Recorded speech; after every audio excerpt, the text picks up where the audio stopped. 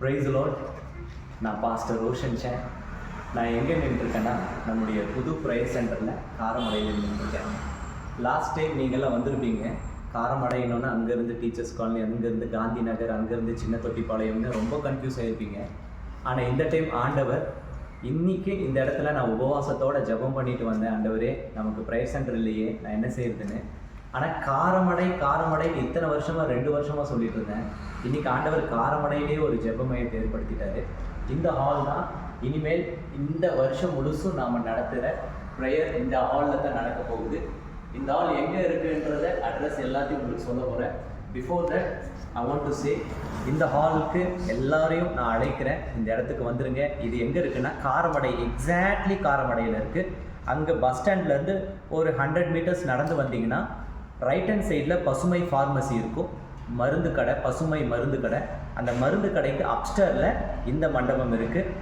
உங்களுக்கு எந்த பிரச்சனையுமே இருக்காது. நேரடியாக நீங்கள் எந்த ஊரில் இருந்தாலும் நீங்கள் டேரெக்டாக காரமடைக்கு பஸ் ஏறி வந்து காரமடையில் இறங்கிட்டு எல்லாருக்கிட்டேயும் கேட்டாலும் சொல்லுவாங்க பசுமை ஃபார்மசி மருந்து கடை எங்கே இருக்குன்னு.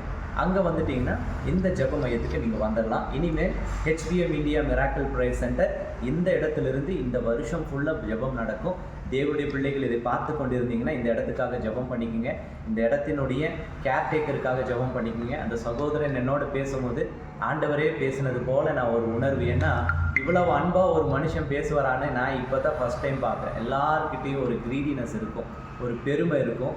கிறிஸ்தவ ஊழியக்காரன் பாஸ்டர்னாலே ஒரு அன்பிஹேவ் பண்ணுவாங்க. ஆனால் இந்த சகோதரன் ரொம்ப அன்பாக நடத்தினார்.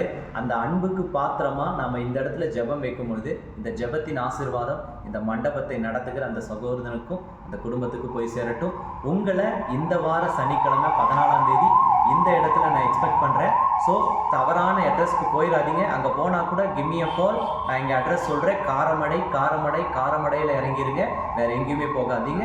God bless you. உங்களை மறுபடியும் 14ஆம் தேதி காலையில் 10 மணிக்கு இங்கே சந்திக்கிறேன். God bless you.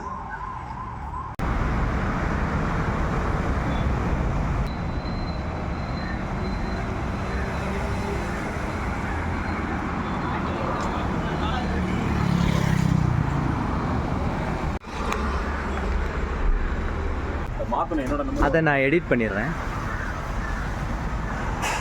இந்த பஸ் ஸ்டாப் மட்டும் கவர் பண்ணேன்.